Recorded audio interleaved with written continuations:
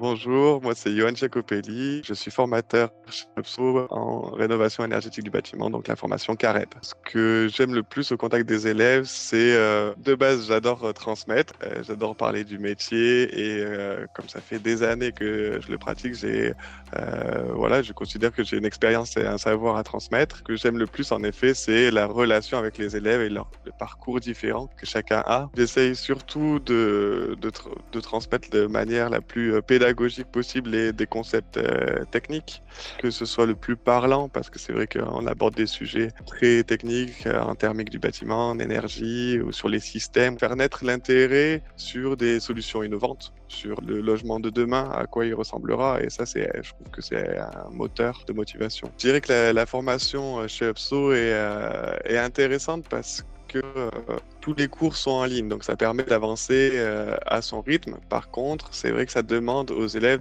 d'être bien organisés et d'être autonomes.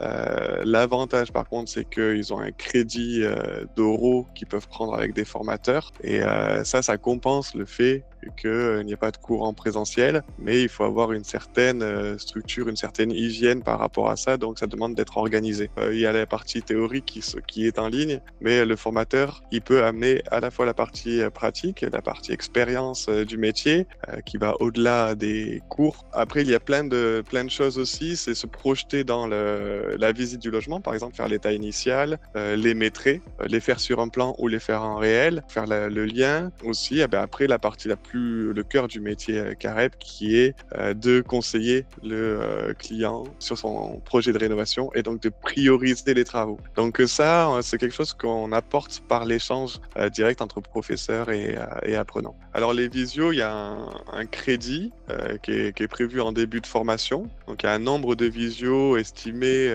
pour toute la durée de la formation jusqu'à l'examen. Moi, ce que je conseille aux apprenants, c'est d'en garder quelques-unes pour la fin, pour retravailler des notions qui leur paraîtraient encore un peu floues juste avant l'examen, mais de pas non plus faire fi d'utiliser des visios tout au long de la formation. Parce que justement, des fois, on priorise pas exactement les notions les plus importantes et on manque de recul sur les cours qu'on lit, et voir régulièrement un formateur, ça permet de rendre beaucoup plus concret la formation. Après, une visio, concrètement, souvent, l'élève réserve une visio sur une thématique pour laquelle il a besoin de précision. Et puis, après, moi, je suis vraiment, je réponds en fonction de ce que l'élève a comme interrogation.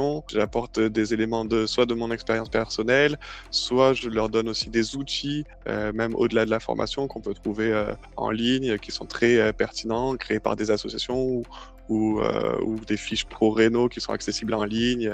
Donc il y a quand même pas mal de choses hyper intéressantes que j'essaie d'apporter. J'ai fait des études en thermique du bâtiment et énergie. Enfin, d'abord thermique et énergie, et ensuite je me suis spécialisé dans le bâtiment. Mon premier travail en 2012, c'était en bureau d'études thermiques. Donc on était spécialisé dans l'efficacité énergétique du bâtiment. Et à cette époque-là, j'ai travaillé sur des projets de tout type de bâtiments, du tertiaire, du collectif, des lotissements, de la maison individuelle. Et là, mes premières années, je me suis vraiment concentré sur la rénovation énergétique des maisons individuelles. Et là, ces derniers temps, je me concentre beaucoup sur la formation.